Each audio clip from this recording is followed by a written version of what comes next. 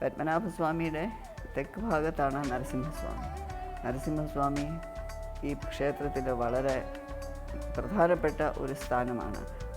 പത്മനാഭൻ, നരസിംഹം, കൃഷ്ണസ്വാമി ഈ മൂന്നാണ് ഉള്ളത്.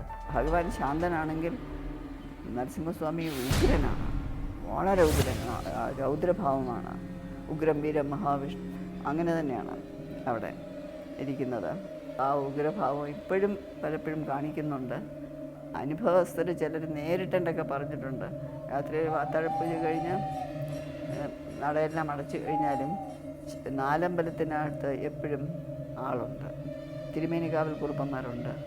ഒന്നിൻ്റെ തിരുമേനിക്കാവിൽ കുറുപ്പ് അല്ലെങ്കിൽ വേറെ ആരെങ്കിലും ഒരാൾ കാണും.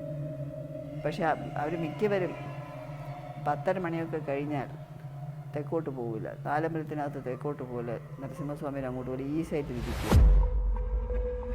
നമ്മുടെ അമ്പലത്തിൻ്റെ മതിലത്തിൻ്റെ സ്റ്റാഫ് മാത്രമല്ല, ഇപ്പോൾ പോലീസ് ഗാർഡൊക്കെ ഉണ്ടല്ലോ, പലരും പറഞ്ഞിട്ടുണ്ട് രാത്രി ഒരു 10:30 കഴിഞ്ഞ് എപ്പോഴാണെന്ന് യാമം പറയാൻ പറ്റുകയില്ല, സിംഹം അലറുന്ന ശബ്ദം കേൾക്കാം, ചങ്ങലയുടെ ശബ്ദം കേൾക്കാം, ചങ്ങലൊക്കെ കിടുങ്ങുന്നു, സിംഹം അലറുന്നു.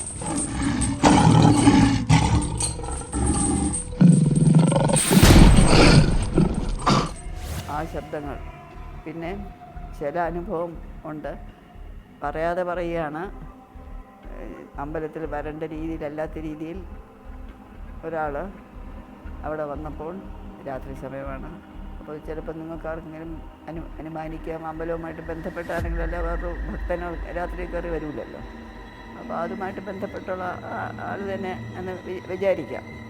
ഏതായാലും തൂക്കിയെടുത്ത് ശിവേലിപ്പരയെന്ന് തിരുമിറ്റത്തേക്ക് വലിച്ചെറിഞ്ഞിട്ടുണ്ട്.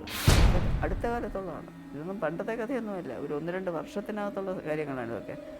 മുറ്റത്ത് കിടക്കുന്നു, എടുത്തെറിയാണ് എടുത്ത്. അപ്പോൾ അങ്ങനെ എന്നിട്ട് അങ്ങനെ ഇത് കഴിഞ്ഞിട്ട് അവരിപ്പോൾ പലരും വളരെ സൂക്ഷിച്ചാണ് വരുന്നത്. ഒരു കാരണവശാലും ഒരു തെറ്റായ രീതിയിൽ, പ്രത്യേകിച്ച് രാത്രി വരാൻ പാടില്ല എന്നൊക്കെ വളരെ സൂക്ഷിക്കുന്നതൊക്കെ കേൾക്കുന്നു. അതെന്തായാലും നല്ലത് തന്നെ. അപ്പം നരസിംഹസ്വാമിക്ക് വളരെ ശക്തമായിട്ടുള്ള ഭാവം തന്നെയാണ്.